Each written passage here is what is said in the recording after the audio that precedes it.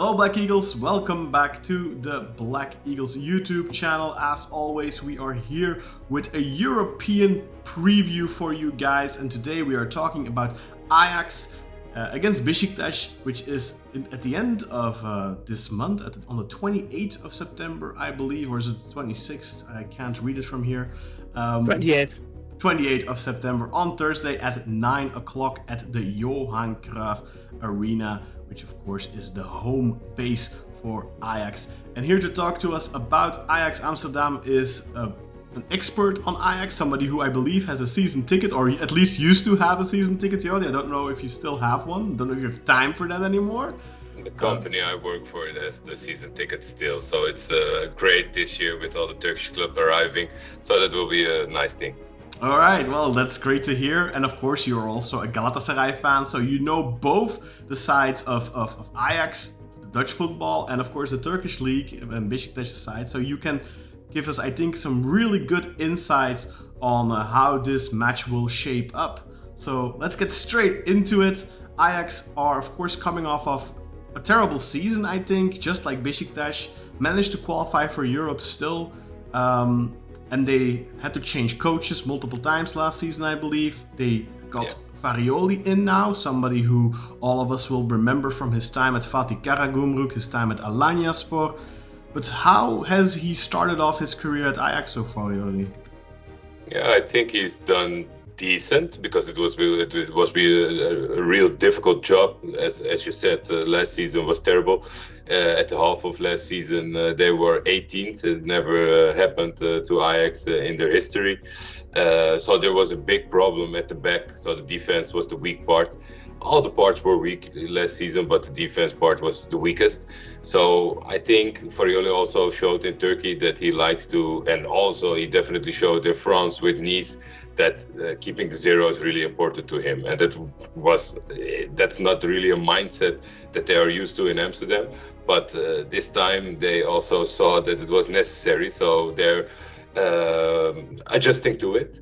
Because of he's still trying to do some stuff attacking to keep on the basically what Ajax is all about, to get new players, get young players, be creative, and just think about attacking. Their legend, Johan Cruijff always said you have to score one more than the opponent. That's important. So 0-0 is no option. It should be 6-4 or 8-3. It doesn't matter if you score goals.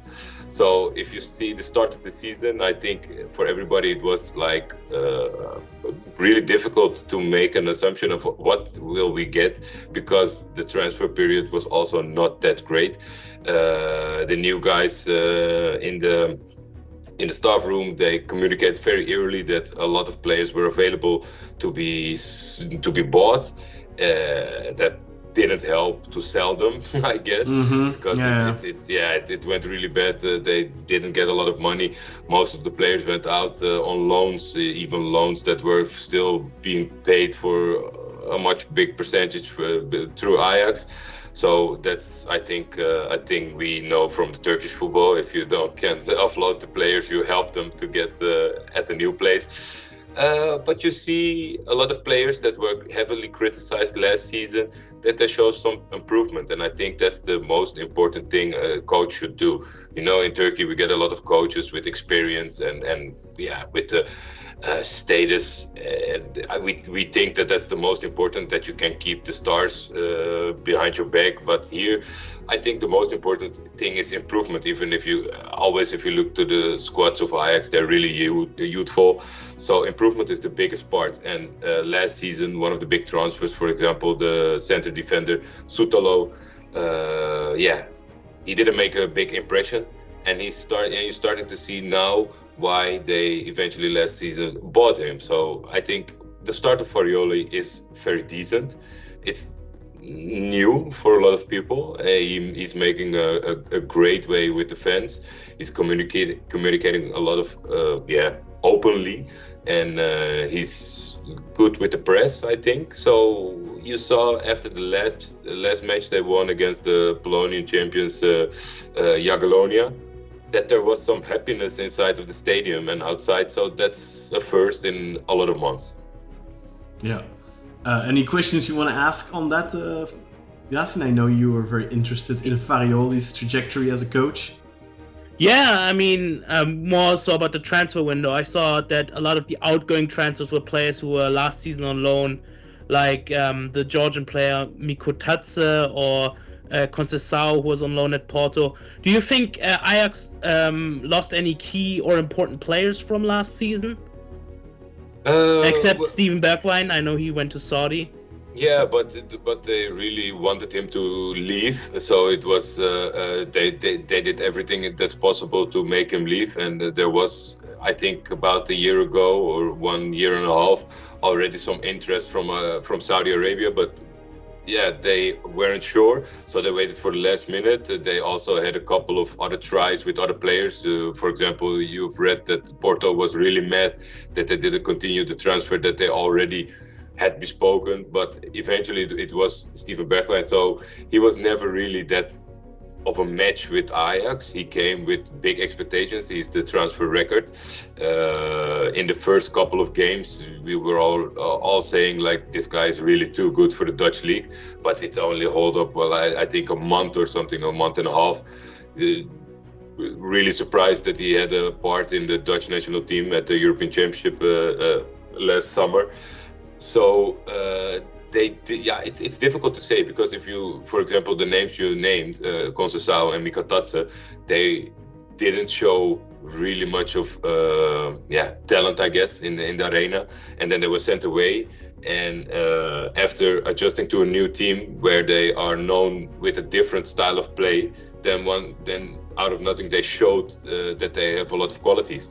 But it was already too late, because they loaned them out with the option to buy, and both teams immediately did that. Porto bought him and sold him to Juventus for a big. They also loaned him out, but there's an option to buy for 30 million, I guess. And Mikutatse went to Metz, and they already sold him to Lyon. So it's difficult to say if they were key players, because in Amsterdam they never showed any good football.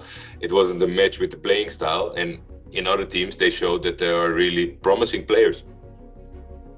Yeah. On the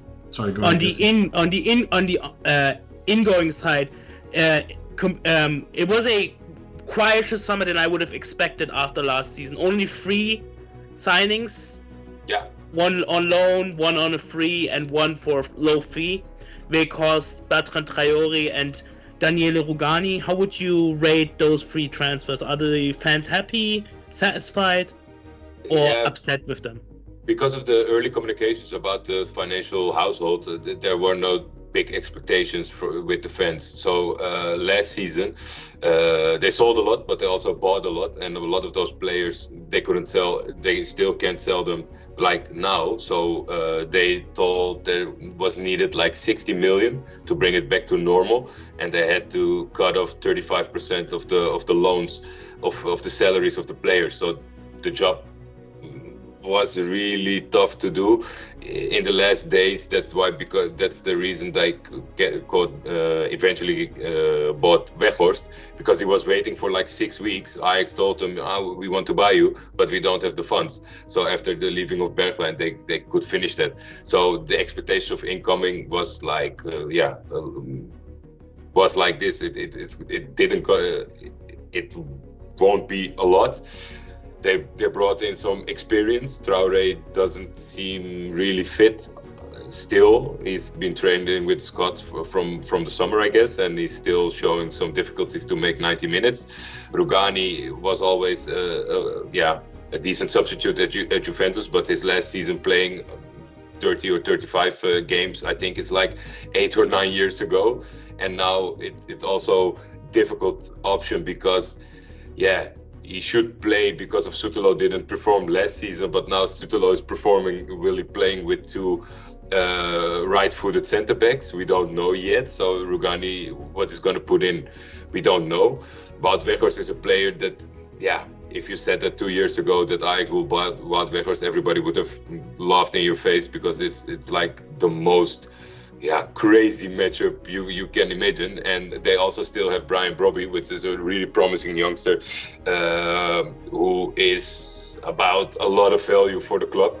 So nobody really can see them playing together. So we're not sure about Weghorst. Will he be playing? He's not a typical nice guy to have on the bench, so we're guessing that he's going to play. But does that mean that Robbie is out of the picture? We really don't know yet, because there's a really problem with the Dutch league at this moment with the police. They keep protesting on match days, so for the third time in a row, I guess Ajax now isn't playing this weekend. That will be the third suspended game.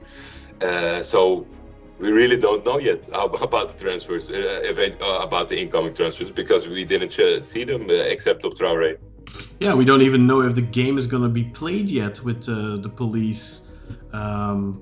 This weekend, they just told us that they won't be playing this weekend again. Yeah, so that will be the third game. Exactly. So maybe if the things aren't resolved yet, but they're really making it difficult though, because the calendar, of course, is not going to become any less congested. And Ajax are of course. It's a really big problem, because after the first game, it was the biggest game of Holland. So there was a lot of news about it. It's sad that it can't continue because it was Feyenoord Ajax, but everybody was like, okay, we can rearrange that game. But now it's like 3 games, and the KNVB, the Dutch FA, is getting a real big headache, I guess, because it's really terrible. Even if the Dutch teams progress in Europe, then it's going to be a lot of weekday games, and nobody like that. Is there any chances that the game against Beşiktaş may not go through on the 28th? Do you know? I don't know, because until now all the protests are in the weekend. They're like also thought around football, because they know they hurt the most people with football. So the football is like now reacting, please, to any other events, if it's a concert or anything, just not continue doing this to football. And they also do it like with the big games, with the big teams. So they know the, how do you call it, municipality. They will not let the games go through without police. Because there were a couple of games in the Dutch league this season that they played without police, but that were the small games. Yeah, exactly. It's like Excelsior against somebody like that. NAC Breda and Pek Zwolle, they continued their games without police, and they went really good. So that was terrible, I guess, for the police. But it's normal that the big cities like Rotterdam, Utrecht, Amsterdam, they won't take the chance of getting it wrong. Especially not. But I don't think they won't do it, because the UEFA has a really big say in things. Also with the tickets in the stadiums and everything. They're almost the boss in another country, so I don't think they will dare to do it on a European night. But I think if it could keep continuing like this and Ajax won't play any games, it will be in favor of Beşiktaş. No other option. Yeah, and let's talk a little bit more about the form of Ajax. I watched their game against Panathinaikos at home, and I really was a little underwhelmed, honestly, with the performance. Obviously, they came off of a win in Greece, 1-0, and then Panathinaikos won in Amsterdam 1-0, and then of course it had to go to penalties, which was an epic penalty saga. It just kept going. How do you think, how much has Ajax improved already compared to last season? How many steps have they? Because obviously I think these clubs have very similar seasons last season, and they both had a lot to make up for, a huge gap to close with their rivals, with Feyenoord and PSV in the Netherlands. Of course, Beşiktaş with Gala and with Fener. Yeah. How much have they been able to close that gap? I know they haven't been able to bring in a lot of new players, but sometimes a coach can do a lot. Do you see? Yeah, of course, I agree with you. But seeing both sides play, like the improvement of Beşiktaş is from a whole nother level. Because if you saw the Super Cup game against Galatasaray and the start of the season, and I think the emotions around the club have been very positive at Beşiktaş, and I think it's with Ajax I think it's a bit early, because the games weren't that great. After winning the difficult game against Panathinaikos at home, they lost to NAC Breda, which is the promoted side. After that, they played against Jagiellonia. First, they played in Poland, and it was a 1-4 win. At home, they won 3-0 with parts of the game really good, and everybody seemed to be happy and seeing the progress. But we have to be really, really honest, because also Panathinaikos, I've seen a lot of games of them last season because a certain coach of Turkish heritage became the coach of Panathinaikos. You even made a podcast about it. Yeah, of course I did for him. But yeah, keeping that in mind, so they played Vojvodina, Panathinaikos, and Jagiellonia, and all three are really terrible teams. Sorry if there are any fans that are listening, but all three teams are really bad. And Vojvodina at home was not a good game. The second half away was okay. Panathinaikos away was decent. Panathinaikos at home was terrible. And I think the Polish side was really the terrible stuff. I still don't understand how these guys became champion of Poland. They maybe lost 2 or 3 guys, but it was really, really terrible. So the happiness around the club, I think it's a bit early, but yeah, it would be great if they played Utrecht and Feyenoord. So I could tell you something about seeing it on the pitch, because now, I don't know, Weghorst made a big impact around the fence, but yeah, I think maybe you guys can follow up the thoughts of the fans, because of you came from a bad season, that every positive news, every new impulse give you like a bit of joy, because you need it.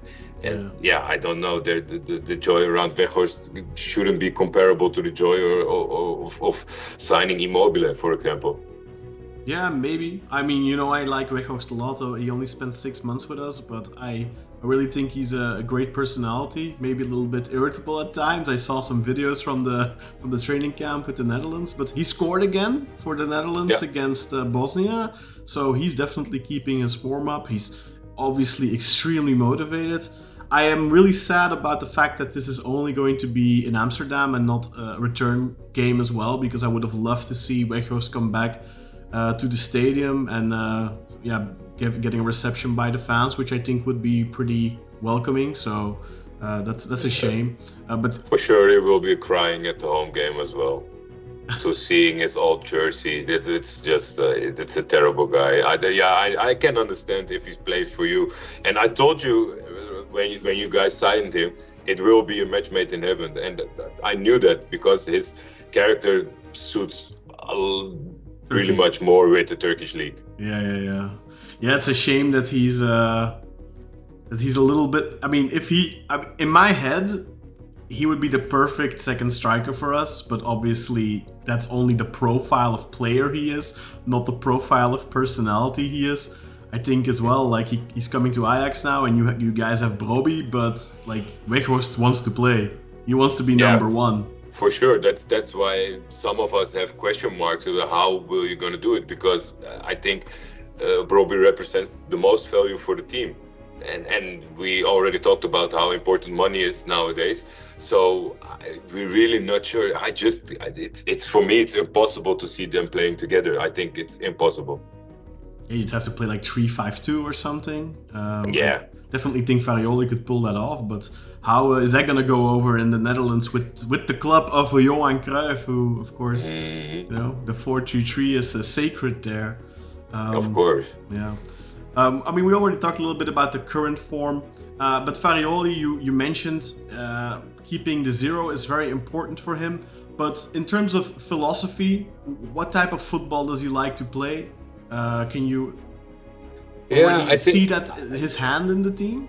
It's a bit early. I think his hand on the team is showing the improvement of players. I think that he focuses on that, because also if we look at the start of his career within Turkey with Alanya and Karagümrük and Nice, you see he's a versatile guy because he changes around. I think he looks at the team, he looks at the expectations of the clubs. When you're in France, people nowadays might not like it, but the result is really important there. There were years that everybody was playing 0-0 because they were scared of attacking. I didn't really like the league to watch it. It was all beton, concrete football with the park the bus against park the bus. It's terrible watch. But I think the last couple of seasons it went much better. But he felt the room to do that with Nice, because if you watch some Nice games back, it was really like, we aren't going to conceding today, and whatever they do in front, they should know, but we're not conceding. And he is, I think, a modern guy, a smart guy. He knows he can't do that in Amsterdam. So I don't think playing wise there's much change around what Ajax is used to. So he's just doing what they are doing always here, and he's making the adjustments with the playing style, with the philosophy on the pitch, and trying to improve the players and give them confidence, and to let them play a bit quicker, a bit more creative. And it's difficult because when you can't do any transfers and you had a terrible season like last season, getting those players their heads up in the sky again, it could be. So the most impressive, I think, is that a lot of players already are having their head up and smiling and giving interviews with confidence. So playing style, it's not like he's changed a lot of what you can expect from Ajax. Yeah. Anything you want to ask, Yasin? Yeah, Ajax are renowned for their youth development and, as you said, improvement. Are there any youngsters that we might not be aware of, as not really following the Eredivisie, me for example, that should be on our radar? Any potential players? Yeah, I think there are a couple, because of after Steven Bergwijn left the club, they were trying to sign Kamaldeen Sulemana on a loan from Southampton, the guy who played at Stade Rennais. That fell through, so now there's only one left winger, and that's Mika God. So we're guessing that he's going to play a lot. It's a Belgian guy for 90 years old. He plays, I think, now for 10-15 games, some of them starting, some of them from the bench. He's like a really energetic guy. You see he's really young with his finishing and with some decision making, but I think that's a guy to keep on your radar. Otherwise, it's not much at the moment. Still, Divine Range is still 21 years old. It's not my favorite guy. It's a defender. He can play center defender. He can play on the right back position. He's still in all the lists of the Golden Boy, and I keep questioning that. Why? Because you see, he's a decent player. He already had played, I think, 100 games at this young age. But you see, there's a big difference between a decent player and a great talent. So I don't understand of those lists, but he's a good player. And I think in the end, of course, Ahmet-Can Kaplan, if he isn't injured, he's getting injured a lot. He made a big impression last season in the most difficult period that they put him. They gave him a chance after returning from his long injury after signing. But he's still injured, or he's injured again. So I don't know if we see him already at the end of this month. And I think the biggest, the real Ajax player that will be sold to Arsenal or Barcelona in the next coming years will be Jorel Hato, the central defender who's turned by Farioli as a left back. He's 18 years old, captained the squad already. He has everything a modern defender has. He's smart, he's quick. Sometimes you see his inexperience, but Jorel Hato is the most Ajax player now, I think, that they have.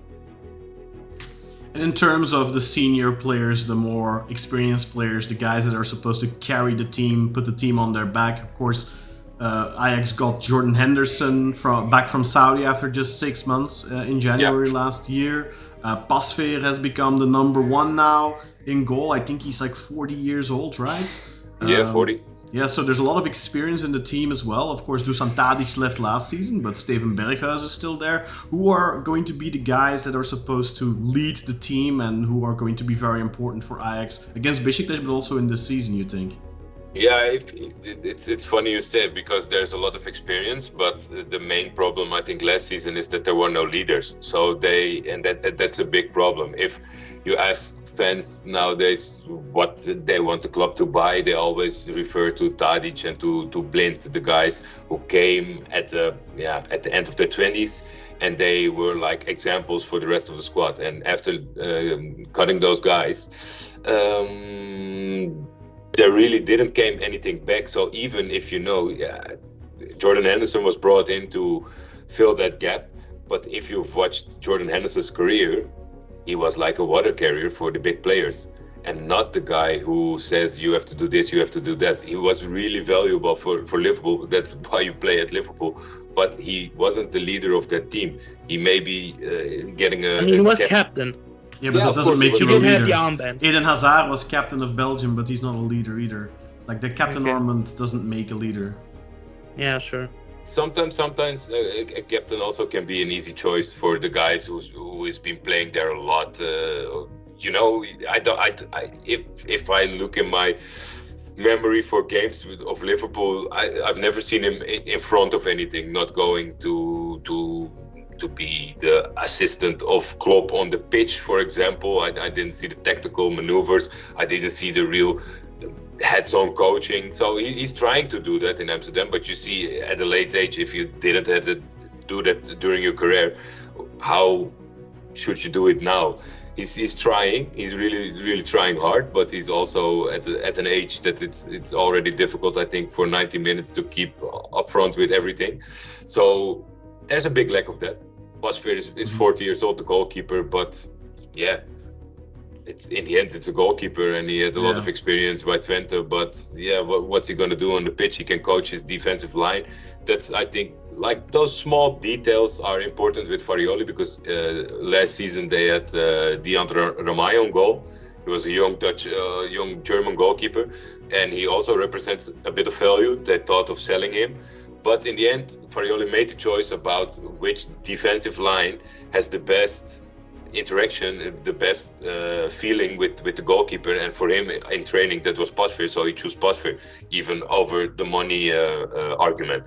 So otherwise I can't tell you like this is the guy who will be carrying this team, because Steven Berghuis is a guy, whenever everything is going fine, he is one of the best, but whenever the rain starts pouring, here's the first one to go inside. You know, he's not that leader guy. He's always with how do you say it, he always has something when things going bad. It's for example, when Ajax have had a lot of changes with the trainer the last couple of years, and every time the new trainer arrived, he said, oh yeah, it's so amazing to have a nice view, and I feel that there's a different, and we needed that, and now we're going to progress. And it's, you know, he never looks in the mirror, because he should be the one, I think, within the players Ajax got nowadays. He should be the leader, but I don't think he also has that. Yeah, from the experienced players, he definitely looks like he's the guy that... I mean, if you looked what he did at Feyenoord and how important he was there, and then his first season at Ajax was, I thought, really good, but then... Yeah, he has these moments... I think a good player shown when the rest is going down, and not the other way around. Feyenoord, he played in a real good season, and yeah, he was carrying the team. He was doing his part, but the whole team was great. He wasn't pulling them together, you know. So for now, seeing him a couple of years at Ajax, I think that's the big difference, and I think that's also the reason why, because he made this adventure in the Premier League with Watford, of course. Then he returned to Holland, made an impression with Feyenoord, showed something at Ajax. But I think that the other teams from Europe are seeing the same thing. I know you guys are interested in like 2 or 3 seasons in Berghuis. I think it's a good matchup in times that Gezal wasn't playing, you know, he was injured or something else. I thought Berghuis can be that brain for you guys, because I always see a lack of creativity the last season at Beşiktaş. So but for example, if you guys bought him last year and it was going that difficult, he wasn't the guy that's going to turn around anything for Beşiktaş. He can be a good cog in a well-oiled machine, but he is not going to be the engine. He is for sure, and he showed it a lot of times, but He can't take the team like on the scruff of the neck, and no.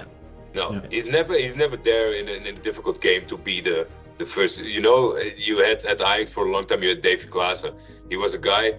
He wasn't praised for his creativity of his goals or anything, but that guy, I think maybe I'm exaggerating a little bit, but I think for at least 30 times he made the 1-0. So those are really important players, you know, making the 1-0. Sure. Yeah. for sure. Definitely. Gio Immobile is doing that a lot for us right now. Yeah. So, a cheeky question for you, a prediction for this game. Obviously, it's still a little bit out and a lot can still change for Ajax especially, and also for Beşiktaş. They have a pivotal game on the weekend now when we're recording this against Trabzonspor. So right now the momentum is great, but you know how quickly things can turn. What do you think about this game? Beşiktaş have never beaten Ajax. They've played Ajax several times already, never beaten Ajax before. Do you think that could change this season, or? Also, club-wise, there's a thing with Turkish teams that always, even when they're stronger, when you look at the squad, when you look objectively, they're really stronger. They have always difficulty with Dutch teams, you know. Last season, if Twente didn't get the red card against Fenerbahce, they were playing really well in Istanbul. So I still don't know how this match would end up without receiving that stupid red card. So there's always a difficulty for Turkish team when they visit Dutch teams. All the games are away here in Holland. So I think it's really, you know, Kaan and Yasin, it's really early in the season and difficult to say. But if you just look at the games that were played, I think the fresh start that Beşiktaş in some way did a better job in with the summer, with the new feeling, with the new coach, with the new confidence. Beşiktaş is one step ahead, but with the history of the Turkish team visiting in Holland, let's go for a draw, a goal-fully draw, 2-2 or 3-3. I think we all would enjoy that, except that you guys, of course, are hoping for 3 points. But you have to be realistic. Statistically, it's a really difficult job. But if you play it in a neutral, if we play the game in Germany, for example, at a neutral stadium, I think Beşiktaş would be the favorite. For me, if you ask me, and I don't know about the betting parties, if it's still available, or if it's already available, I think it will be really close for them, because they also know statistically that the Dutch teams perform better against Turkish teams. But I think they will get those quotes really close to each other. Do you think that Giovanni van Bronckhorst gives Beşiktaş an edge? Do you think that will play a factor in both the games against Ajax and Twente, or is that not a massive thing, you think? I don't believe so. You guys are now getting to know with him. He's a really, how do you say it? Keurig, you say in Dutch. Neat, maybe? He's a real gentleman. Proper. Yeah, he's gentleman. He's a proper gentleman. So, you know, if you ask this with Fatih Terim, Panathinaikos visiting Beşiktaş or visiting Galatasaray, it would be a whole other story. But this is such a proper gentleman that I don't know what the advantage is, because he knows the league, he knows Ajax, maybe he's still watching some of the games, but I guess a coach of Beşiktaş is really busy, so he will do that with the analytics squad. Nowadays, so the Ajax is building a new squad. They're all not that big of known players around them, so I don't know where his advantage should be within knowing the league or knowing the team. I don't think it's really a factor. And now with Farioli on the side, you know, maybe when there was a really known Dutch coach where he played against 10 times, it would be different than Farioli, for example. And to turn the question around, do you think having Farioli in charge of Ajax gives Ajax an advantage when facing a Turkish team? Well, I think the part to look out for is that even though the result-wise in the Super League weren't that great for Alanya and Karagümrük, he was a pain in the ass for the top 3 clubs. Yeah, he was. Yeah, you still remember that he was keeping points, he was winning those games. So I think he has something in his mind that he really can likes he does another preparation for those games. He has a smart idea of how to get in their heads or make a plan around those top clubs of Turkey. So I think that's a small favor that he has shown with really less teams, that he could get points away from Galatasaray, Fenerbahce and Beşiktaş. He's shown them all.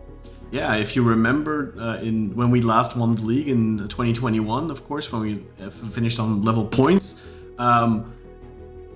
Karagümrük beat us like a few weeks before the end of the season in our own stadium, 1-2, and I am pretty sure Farioli was in charge at the time, and it was I thought it was over after that game. I thought we lost the title then and there. It was a very devastating defeat, and you go into that game, a home game against Karagümrük. Yes, they had good players at the time, like Borini and stuff. They had a really very exciting team, I thought. But you go into that game expecting a win, especially in full title race. But that was a devastating blow at the time. So Farioli is definitely... You see a specialty in those kinds of games, because the next week he would go to Konya or play Konya at home and he would lose that game. So he is really fixated he was fixated on those games, and I think it's really smart, because in Turkey it's just like a player scoring a hat-trick against Fenerbahce. The chance of Beşiktaş or Galatasaray getting you is really big. You have to just show it a couple of games in the season. So it was smart thinking of him. But he's shown that he can do things that other coaches doesn't seem possible. No. No more questions from you? Okay. Well, then thank you very much, Yordi, and thank you for your predictions, your insights on Ajax, and of course for joining us on this first episode of our Europa League stages previews. And thank you, of course, for joining. Don't forget to comment, like, and subscribe, and click that notification bell. And if you want to support us further, go to patreon.com/BeşiktaşPodcast and become a Black Eagle VIP member, and you'll actually get early access to all our Europa League previews and a lot more. Thank you. And for example, you will watch this video right after it was recorded. Exactly. Basically. Exactly. Yes. And everyone else has to wait a few weeks, or at least 2 weeks, I think, or 10 days. So early access. So if you want early access, go to patreon.com/BeşiktaşPodcast and become a Black Eagle VIP member today. You can actually try it out for free for 7 days. Thank you for listening. Bye bye.